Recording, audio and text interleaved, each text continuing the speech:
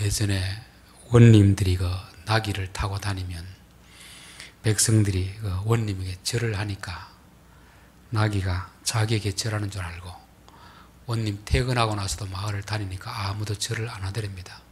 그래서 나귀가 화를 냈다는 그런 말이 있는데, 이게 나귀가 자기 분수를 모르고 착각을 하고 있는 것이죠. 요즘 언론에다 보면 기자들도 자기 영역이 있답니다. 국회를 드나드는 기자가 있고 검찰청을 드나드는 기자가 있고 각 영역이 있는데, 국회를 드나드는 기자들은 자기들이 마치 국회의원인 것처럼 착각한답니다.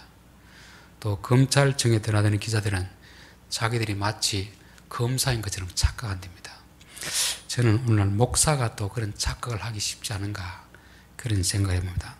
하나님의 말씀을 전하는 입장이 있다 보니까 목사가 마치 하나님인 것처럼 그런 착각에 빠질 수도 있겠다, 저는 그런 생각합니다.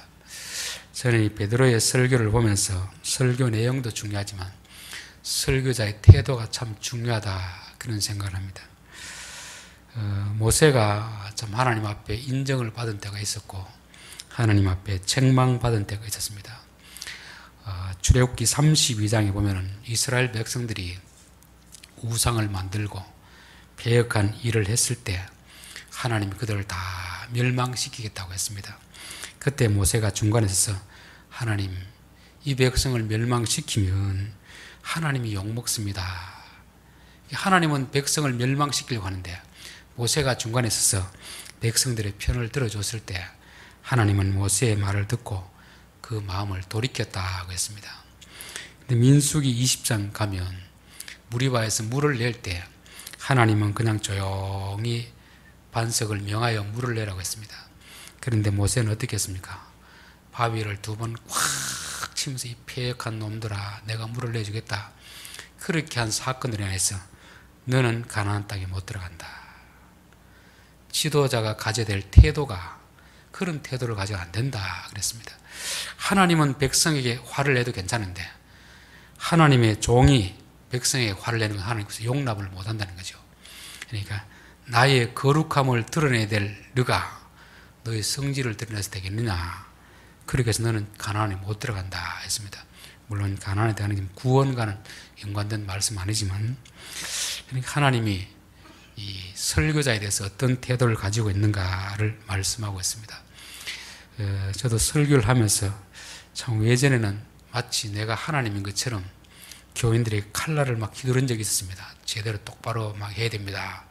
시간이 지날수록 내가 뭔가 착각하고 있었구나, 그런 생각할 때가 참 많이 있습니다. 오늘 베드로를 보면은 17절에 형제들아 너희가 알지 못하여서 그리하였으며 너희 관리들도 그리한 줄 아노라, 이렇게 되어 있습니다. 지금 베드로 앞에 있는 사람들에게 형제들아 이렇게 말씀하고 있습니다. 저 앞에 있는 사람이 어떤 사람들이죠? 예수님을 죽게 만든 사람들이잖아요. 그러면 베드로로 봤을 때는 형제입니까? 원수입니까? 원수잖아요. 원수인데 원수 취급하지 않고 형제들아 이렇게 말하는 것입니다. 왜 그렇게 말하겠습니까? 베드로도 그들과 동일한 사람이거든요. 그전에는 참 큰 소리 치고 정말 자기는 예수님 배반 안 할 것처럼 큰 소리를 뻥뻥 쳤는데 막상 자기 큰 소리 쳐놔도 현실이 어려움 앞에 닥치니까 자기도 어쩔 수 없이 배반하는 그런 연약한 자신의 실체를 보았기 때문에 그렇습니다. 아마 베드로가 배반하지 않았더라면 결코 이들을 형제라고 말하지 않았을 것입니다. 이 원수 같은 놈들아, 패역한 놈들아 이렇게 말했을 텐데, 베드로가 자신의 연약함을 깨닫고 나서 이들을 볼 때도 이들도 나와 같은 연약함이 있구나, 그렇게 깨닫게 되는 것입니다. 그래서 우리가 어떤 사람을 볼 때든지 잘못한 사람을 볼 때 너무 돌을 들고 던지는 것은 이거는 잘못된 것입니다. 자기가 자신을 몰라서 그래요. 그래서 저는 설교를 하면서도 내가 마치 의인이고 교인들은 죄인이고 내가 하나님 것처럼 그렇게 설교한다면 내가 나를 모르고 있구나. 설교하는 나 역시 연약한 사람이기 때문에 설교의 내용은 첫 번째 타겟은 접니다. 그래서 항상 하면서 내가 너무 예전에 큰 소리 쳤구나. 이 베드로는 이 원수들 앞에서도 형제들아 그렇게 말하고 또 뭐라고 합니까? 너희가 알지 못하여서 그리한 줄 아노라. 이들이 알고 그랬는지 모르고 그랬는지는 베드로는 모릅니다. 그런데 베드로는 어떻게 생각합니까? 너희들 몰라서 그랬겠지, 알면 그리 했겠나, 그렇게 하는 것입니다. 여러분, 우리가 어떤 사람의 잘못을 볼 때도 그 사람이 의도적으로 했다고 생각하는 것과 잘 몰라서 그랬겠지 하는 거하고 상대방을 대하는 태도가 천지차이입니다. 그렇죠? 그래서 우리가 항상 베드로처럼 이런 마음을 가지고 봐야 됩니다. 우리 성령의 열매 중에서 자비하심에서 자비가 뭐냐면 하나님이 인간을 대하는 태도입니다. 그러니까 죄를 지은 인간을 대하는 태도가 자비하심입니다. 우리는 죄를 지은 사람은 어떻게 하죠? 벌을 내려야 마땅하잖아요. 근데 하나님은 아유, 저 불쌍한 사람들 알지 못해서 저랬구나, 요 마음을 가지고 대하는 것이 자비하십니다. 자비하심. 그래서 베드로도 지금 자신의 연약함을 자기가 친히 깨달았잖아요. 그리고 또 지금 이 상태는 어떤 상태입니까? 성령에 충만한 상태인 것입니다. 그러니까 예수님을 죽인 원수이지만 형제들아 그렇게 부르고 있고, 또 나는 너희들이 알지 못해서 그러한 줄 아노라, 그렇게 말하고 있는 것입니다. 사실 우리가 어떤 죄를 지을 때는 제대로 알면은 죄를 안 짓습니다. 그렇잖아요. 잘 몰라서 죄를 짓습니다. 어떤 죄를 지었을 때 이 죄를 지은 것이 벌이 얼마나 클지 알면은 짓겠습니까? 알면은 못 짓습니다. 이거 죄의 결과가 어떤지 모르기 때문에 죄를 짓는 경우가 많이 있거든요. 대체로 우리가 잘못하는 것은 무지해서 짓는 경우가 많이 있습니다. 안 짓는 사람은 왜 안 짓습니까? 착해서 안 짓는 게 아니고 이 죄를 지으면 벌이 얼마나 클 것이다 알기 때문에 안 짓는 것입니다. 물론 알면서 짓는 사람도 있지만 대부분의 사람들은 잘 몰라서 그렇다, 그렇게 생각하면 됩니다. 저 사람들 알지 못해서 저랬겠지, 알면 저렇게 했겠나, 이렇게 생각하면 우리 마음이 편합니다. 우리 마음이. 그래서 다른 사람의 잘못을 볼 때 무조건 그냥 화낼 것이 아니고, 아, 저들이 잘 알지 못해서 저랬겠구나, 알면 그렇지 않았을 텐데, 이렇게 하면 그 사람을 대하는 마음이 달라지는 것입니다. 자, 18절, 그러나 하나님이 우리 모든 선지자의 입을 통하여 자기의 그리스도께서 고난 받으실 일을 미리 알게 하신 것을 이와 같이 이루셨느니라. 겉으로 보면 이스라엘 백성들이 예수님을 팔아가지고 결국 죽이게 했잖아요. 사실은 구약 시대부터, 창세기부터 하나님이 인간을 구원하기 위해서 아들을 십자가에 못 박기로 계획이 다 돼 있었고, 이게 구약 성경 선지서에 계속 나오는 것입니다. 그런데 이 일은 하나님의 계획 속에서 이루어졌다는 것을 말씀하는 거죠. 그래서 우리가 어떤 일을 계획하더라도 사실은 하나님의 역사가 이루어지는 것입니다. 그런데 문제는 하나님이 하시는데 왜 그럼 이 사람들이 책임을 져야 되겠습니까? 하나님이 통치하는 이 세상에 왜 악한 사람들이 있을까? 이제 그런 질문을 하는 사람이 많습니다. 하나님이 섭리하신다는 것은 사람들을 다 기계처럼 대하는 것이 아닙니다. 하나님의 어떤 계획이 있으면 그 계획을 이루어 나가는데 거기에 또 인간의 자유로운 그 행동들을 사용하는 것입니다. 선한 일에는 선한 사람을 쓰시고 악한 일에는 악한 사람을 쓰시는 것입니다. 그렇기 때문에 하나님이 다스린다고 해서 하나님이 악을 조장하지는 않습니다. 하나님이 예수님을 십자가에 못 박기 위해서 착한 사람을 마음을 악하게 만들어서 쓰지는 않는다는 것입니다. 왜냐하면 악한 사람도 많으니까 그 악한 사람들 악함을 허용하고 하나님의 계획을 이루어 나가는 것입니다. 우리 요셉의 일을 보면 그렇잖아요. 요셉, 그렇죠? 하나님이 요셉을 먼저 애굽으로 보내실 계획이 있었습니다. 그런데 그 일을 누구를 통해서 합니까? 형들의 악함을 통해서 하잖아요. 악함. 근데 형들에게도 하나님이 허용하는 부분이 있고 금지하는 부분이 있습니다. 형들은 어떻게 하려고 했습니까? 죽이려고 했겠죠. 근데 죽이면 하나님의 계획이 이루어지지 않잖아요. 그래서 거기까지는 허용하지 않고 파는 데까지만 허용하는 것입니다. 형들의 악함을 이용해서 하나님의 뜻을 이루어가는 것이죠. 그래서 세상 역사라는 것은 사람 뜻대로 되어지는 것이 아니고 하나님의 뜻대로 되어지는 것입니다. 그래서 하나님이 허용하는 부분하고 금지한 부분이 있는데 악인이 아무리 악한 계획을 세우더라도 하나님이 막으면 할 수가 없습니다. 그러나 어떤 부분은 하나님이 허용해 주시고 그 악한 자에게 또 죄를 물으시는 것입니다. 자, 19절, 그러므로 너희가 회개하고 돌이켜 너희 죄 없이 함을 받으라. 이같이 하면 새롭게 되는 날이 주 앞으로부터 이를 것이요 되겠죠. 우리가 모르고 지은 죄도 죄입니다. 그렇죠? 아이고 난 몰랐습니다. 물론 알고 지은 죄하고 모르고 지은 죄가 조금 참작은 되지만 모르고 지은 죄도 죄는 죄입니다. 그렇기 때문에 베드로가 하나님의 계획하에서 이 모든 일이 이루어졌지만 그러나 너희들도 그 악한 그 일에 악을 행했으니까 너희들이 회개하고 돌이키라 그렇게 말하는 것입니다. 그래서 하나님 다 했는데 우리가 무슨 책임 있냐? 이 말은 안 된다는 걸 설명해 드렸죠. 가룟 유다 이야기도 해줬죠. 하나님이 하시지만 누구를 통해서 그렇게 하라는 그건 없거든요. 그건 자기 의지로 자기 악함을 그대로 사용하기 때문에 그 잘못에 대해서는 회개를 할 필요가 있는 것입니다. 자, 그래서 회개를 하면 죄를 용서해 주시겠다. 새롭게 해주겠다. 그리고 또 주께서 너희를 위하여 예정하신 그리스도 곧 예수를 보내시겠다는 거죠. 이제 원수되었던 관계 속에서 어떻게 하는 겁니까? 하나 되게 하겠다. 화목하게 하겠다 하는 거죠. 우리가 이제 흔히 잘못을 했으면 잘못을 뉘우쳐야 됩니다. 그렇죠? 회개를 해야 되죠. 회개. 근데 회개가 먼저겠습니까? 용서가 먼저겠습니까? 우리는 아이고 회개하면 용서해 주겠지 그렇게 생각하는데 그거는 그렇지 않습니다. 용서를 해줘야 회개를 합니다. 사람들이. 저 사람은 도무지 용서해 줄 것 같지 않은데 회개하겠습니까? 그렇지 않거든요. 용서가 먼저 돼야 그 다음에 회개가 가능한 것입니다. 요셉도 형들이 와서 잘못을 빌어서 용서했습니까? 아니면 먼저 용서했습니까? 요셉의 두 아들 이름 뭔가 기억나시죠? 첫째 아들은 므낫세, 둘째 아들은 에브라임입니다. 에브라임. 첫째 아들 므낫셋이 뭐냐면 내 과거의 집안일을 다 잊어버리게 하셨다. 쉽게 말하면 용서하게 하셨다는 용서. 그러니까 감옥에 있으면서 그 마음속에 얼마나 큰 상처가 있었겠습니까? 도대체 형님들이 어찌 동생을 팔 생각하느냐, 죽을 생각하느냐, 그 마음에 계속 원한을 품고 있었습니다.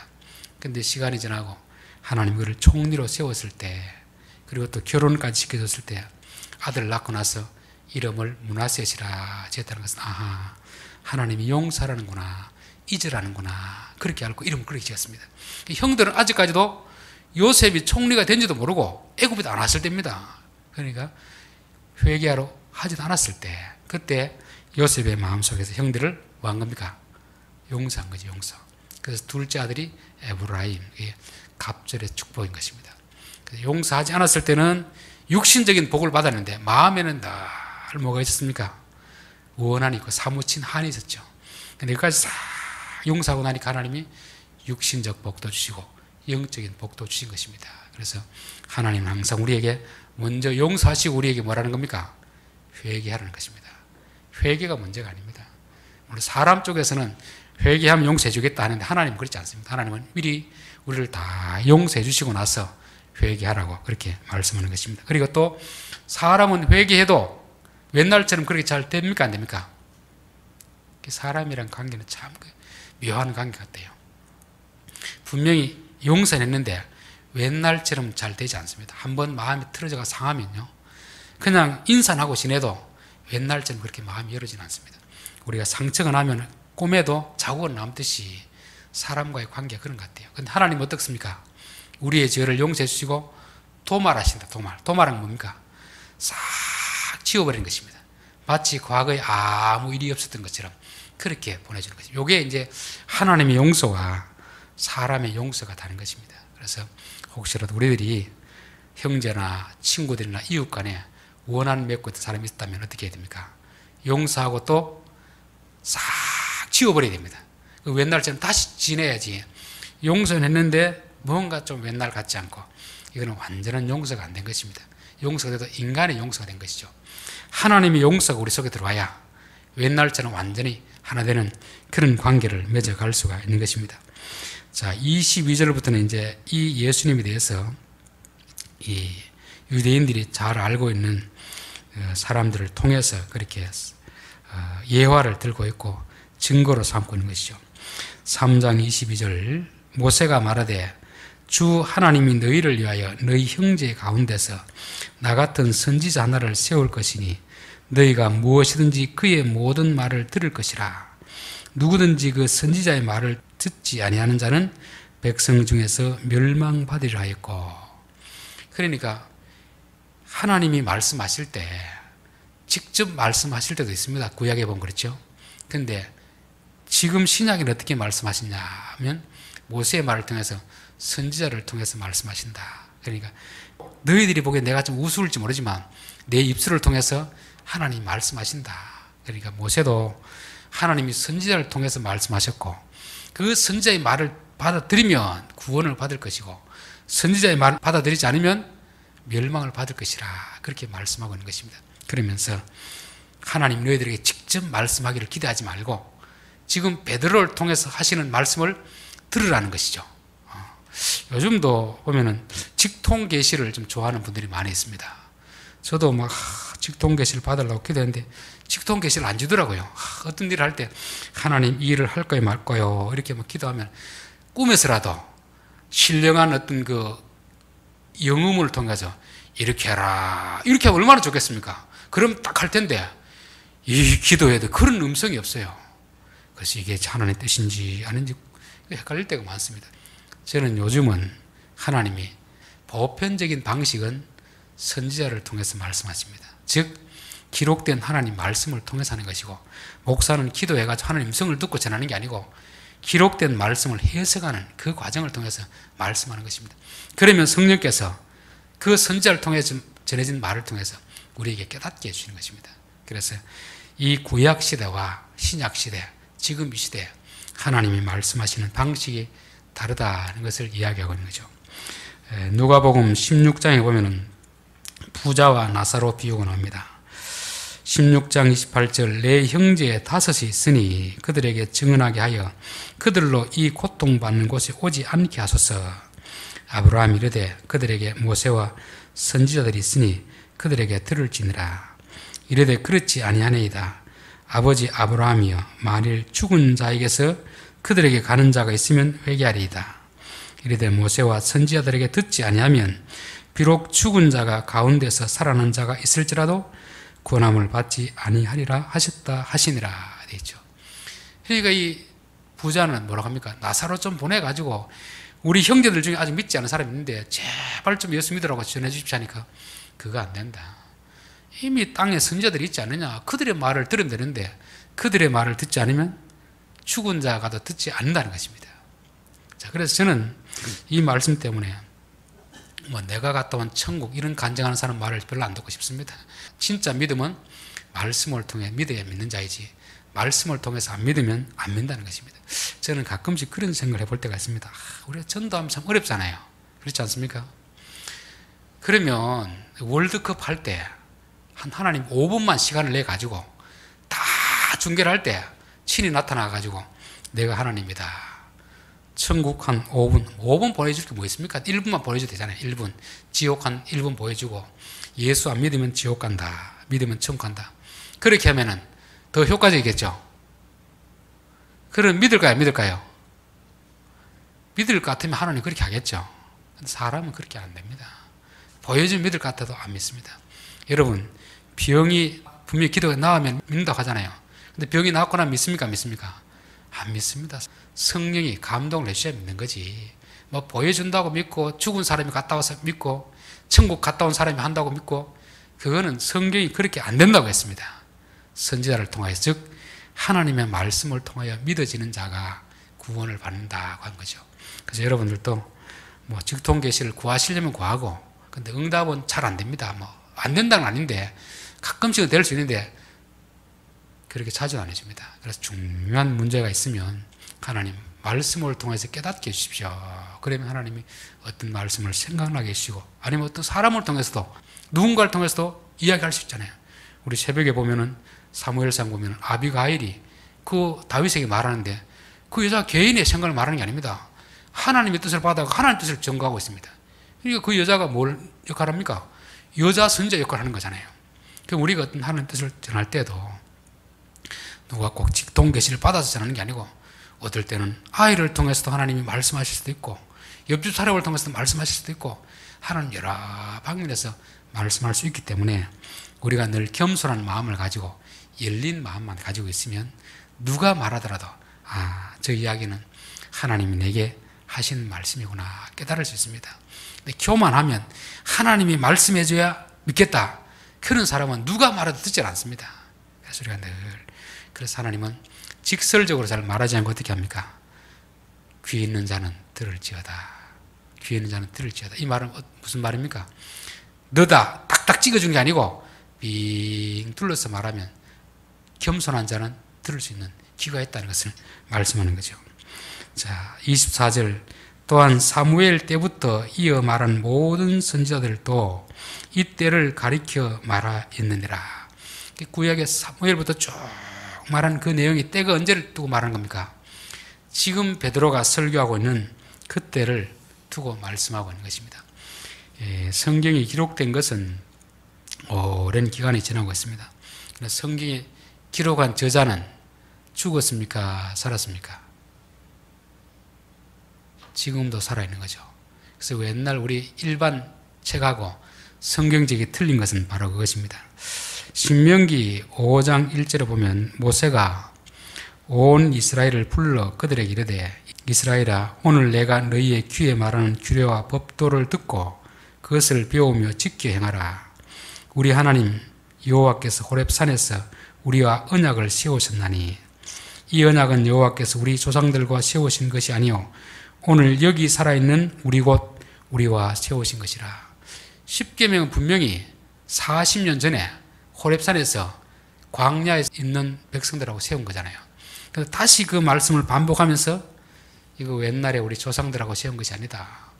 지금 여기 있는 모세의 말을 듣고 있는 너희들에게 하신 말씀이다. 그렇게 하고 있는 것입니다. 그래서 성경은 항상 현재형입니다. 현재형. 과거 이스라엘 백성들이 한 말씀이 아닙니다. 구약부터 신약까지 어디를 펼치나 다 오늘 우리에게 하신 말씀입니다. 그래서 우리는 항상 설교를 들을 때 저 옛날 다윗에게 한 이야기구나. 2000년 전 베드로에게 한 이야기구나. 그 이야기 아니고 그 이야기를 통해서 오늘 성령은 우리에게 말씀하시는 것입니다. 그래서 하나님 말씀 들을 때 지금 이때 내게 하시는 말씀이구나. 이렇게 듣는 사람이 지혜로운 사람이고 이거는 옛날 그 누구에게 한 옛날 이야기다. 호랑이 담배 먹던 시절 이야기다. 또 누구에게 한 이야기다. 그렇게 하면 우리는 이제 어리석은 백성이 되는 것입니다. 하나님 말씀은 항상 어디를 펼쳐서 읽든지 그것은 오늘 우리에게 주신 말씀으로 들려야 되는 것입니다. 자, 25절 너희는 선지자들의 자손이요 또 하나님의 너희 조상과 더불어 세우신 언약의 자손이라.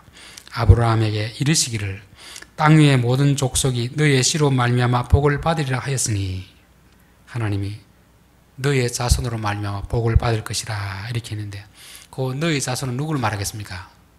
일반적으로 이삭이라는데 그때 말한 자손은 이삭이 아닙니다.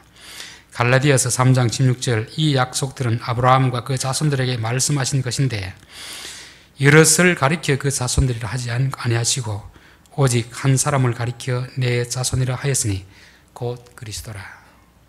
구약에서도 아브라함에게 내 자손으로 말미암아 복을 받으리라 이삭을 두고 한 게 아닙니다. 아브라함의 자손은 이삭, 이스마엘, 야곱, 에서 여러 명이 있잖아요. 그 자식이라 하면 단수 예수님 말하는 것입니다.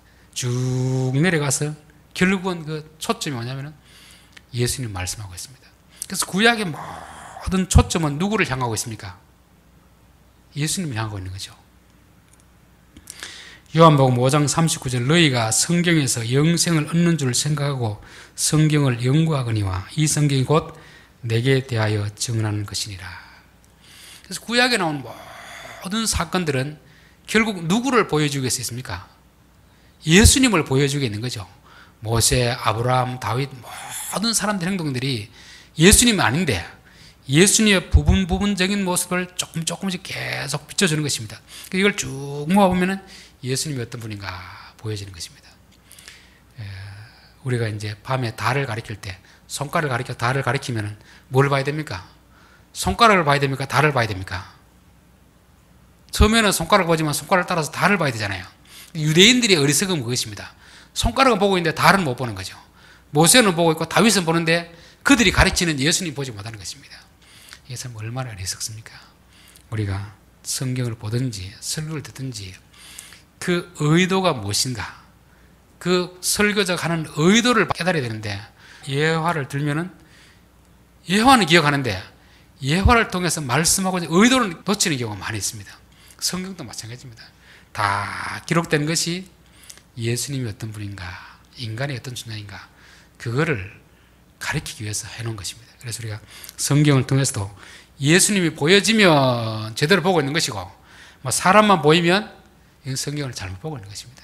그래서 여러분, 성경을 읽든지 설교를 듣든지 항상 그 가운데서 누구를 봐야 됩니까? 예수님 봐야 됩니다. 예수님. 그래서 교회에서는 설교는 예수님을 이야기하는 것입니다. 물론 다른 이야기를 하더라도 결국 그 결론은 뭡니까? 예수님이 어떤 분인가, 그거를 말씀하고 있는 거죠. 자, 26절, 하나님이 그 종을 세워 복 주시려고 너희에게 먼저 보내사 너희로 하여금 돌이켜 각각 그의 악함을 버리게 하셨느니라. 되죠. 설교의 목적지, 최종적인 타겟은, 목적지는 어디입니까? 백성들로 하여금 복을 받게 하는 것입니다. 물론 그 과정 속에서는 죄를 회개해서 복을 받는 것인데, 죄 얘기하는 것도 결국은 목적지는 뭡니까? 복을 받게 하는 것이죠. 보통 이제 설교자들도 이 목적지를 놓쳐버리면 죄만 지적하고 그냥 끝내버리면 이건 완전히 설교는 죽 서는 것입니다. 그렇죠? 항상 죄를 지적해서 어디까지 가야 됩니까? 이렇게 해야 복을 받습니다. 하나님 복을 주시기 위해서 우리에게 이거 잘못을 지적하는 거지, 벌을 주기 위해서 하는 거 아닌 거죠. 그래서 요한복음 3장 17절 한번 해볼까요? 16절은 다 알죠? 하나님이 세상을 이처럼 사랑하사 독생자를 주셨으니 이는 그를 믿는 자마다 멸망하지 않고 영생을 얻게 하려 하심이라. 17절 한번 해봅시다. 하나님 그 아들을 세상에 보내신 것은 세상을 심판하려 하심이 아니요 그로 말미암아 세상이 구원을 받게 하려 하심이라. 세상을 심판하기 위해서 아들을 보낸 게 아니고 구원하기 위해서 보냈습니다. 모든 설교의 목적은 구원에 있는 것이지 심판의 목적이 있지 않습니다. 백성들이 회개하도록, 그리고 결국 구원을 받게 하는 것이 이게 최종적인 설교의 목적인 것입니다. 그래서 혹시라도 설교에서 잘못 전했더라도 성도는 어떻게 생각이 됩니까? 아, 나 복 받으라고 저렇게 말하는구나, 이렇게 생각해야지 왜 내 잘못을 지적해가지고 사람을 막 무한하게 하느냐, 이렇게 생각하면 안 됩니다. 그렇게 생각한다면 설교자도 설교 방향이 잘못된 것이고 듣는 사람도 잘못 들은 것입니다. 오해한 것이죠. 설교의 모든 방향은 성도들이 잘못을 뉘우치고 복을 받게 하기 위해서 그렇게 있는 것입니다. 자, 오늘 결론입니다. 이 설교를 통해서 설교자의 자세도 그렇고 우리가 다른 사람을 대할 때도 원수를 원수로 대하지 말고 어떻게 대하자? 형제로 대하자. 형제. 왜? 나도 그와 같은 사람이니까. 베드로가 외전에는 큰 소리 빵 치고 자기는 대단히 어려운 줄 알았는데 막상 현실 앞에 닥쳐보니까 자기도 예수님 배신했잖아요. 자기가 배신한 거나 이 사람들이 판 거나 뭐가 다르겠나. 그래서 자신의 연약함을 알고 나서 그때부터는 원수를 보면서도 형제들아, 너희가 알지 못해서 그랬던 줄 나는 그렇게 믿는다, 그렇게 안다는 것입니다. 다른 사람의 잘못을 볼 때 참 잘 몰라서 그렇겠지, 무슨 사연이 있어 그렇겠지, 알고는 저렇게 안 했겠지, 의도적으로는 그렇게 안 했겠지, 설사 의도적으로 했다 하더라도 우리가 생각을 그렇게 하는 것이 우리가 속이 편합니다. 세상 역사는 하나님의 뜻대로 이루어집니다. 사람 뜻대로 되는 게 아닙니다. 그러나 하나님이 악한 자도 사용하시는 것이고, 그러나 악한 자의 악에 대해서는 반드시 죄값을 물어야 되는데, 그러나 하나님이 회개하면 어떻습니까? 회개하면 용서해 주신다. 그런데 사실은 이미 용서해 주시고 회개하라는 것입니다. 사람은 잘못을 빌면 용서해 줄게, 이건 사람들이 하는 것입니다. 하나님은 이미 그 전부터 용서를 하고 회개하기를 바라는 것입니다. 그렇게 되면 우리가 다시금 하나님과 이제 화목하게 되는 그런 역사가 있는 것이죠. 자, 그러면서 증언자들을 세우는데 모세, 사무엘, 아브라함을 세우고 있습니다. 모세를 통해서는 뭐라고 하는 겁니까? 하나님이 직접 말씀하시기도 하지만 선지자를 통해서 말씀하신다. 그래서 오늘 이 시대에는 직통 계시를 통해서 우리에게 응답하는 것보다는 기록된 말씀을 통해서 하는 것이고, 목회자는 직통계시를 받아서 교인들에게 가르쳐 주는 게 아니고 기록된 말씀을 해석해 주는 것입니다. 그럼 우리도 어떤 문제 앞에서 기도하면 하나님이 말씀을 깨닫게 해주시고 아니면 또 사람을 통해서 해줄 수가 있는 것입니다. 그리고 또 사무엘을 통해서는 이때다, 이때. 성경의 모든 시제는 현재입니다. 현재형. 그렇죠? 계시록에도 과거, 현재, 미래를 하는 거 이제도 계시고 전에도 계셨고 장차 오실 자이라 하잖아요. 그렇죠? 그래서 우리에게 신앙은 현재입니다. 현재형. 과거에 어떻게 했느냐 이게 중요한 게 아니고 지금 내가 어떻게 하고 있는가. 성경을 펼쳐서도 먼 옛날 이스라엘 백성들에게 주어진 말씀이 아니고 오늘 지금 읽고 있는 그 순간 내게 주시는 말씀입니다. 설교도 지금 듣고 있는 내게 주시는 말씀으로 그게 지혜로운 그 태도인 것이죠. 또 아브라함을 통해서는 성경의 모든 내용의 초점은 예수님입니다. 예수님. 그래서 여러분이 구약을 읽든 신약을 읽든 모세의 사건을 읽든 아브라함을 읽든 그를 통해서 누구를 봐야 됩니까? 예수님을 보면 됩니다. 예수님. 그들 한 사람 한 사람이 예수님 아니지만 예수님을 부분적으로 보여주는 그런 삶인 것입니다. 그럼 우리는 어떤 삶을 살아야 되겠습니까? 우리도 작은 예수가 되어서 세상 사람들은 하나님 눈에 안 보이잖아요. 그럼 누구를 통해서 봐야 됩니까? 우리들을 통해서 봐야 되는 거죠. 우리 성도를 통해서 하나님은 저런 분이구나 그걸 볼 수 있어야 되는 것입니다. 마지막으로 이렇게 전하는 목적은 뭡니까? 복을 받게 하기 위해서. 하나님 우리에게 복 주시기 위해서 죄를 회개하라는 것이 벌을 주시기 위해서 회개하는 게 아닙니다. 그래서 항상 우리가 설교를 듣든 성경 읽든 찔림이 될 때는 하나님 복 주시기 위해서 이거 다 제하라는구나 그렇게 받아들여야 그게 진정한 우리에게 복이 될 줄 믿습니다. 기도하겠습니다.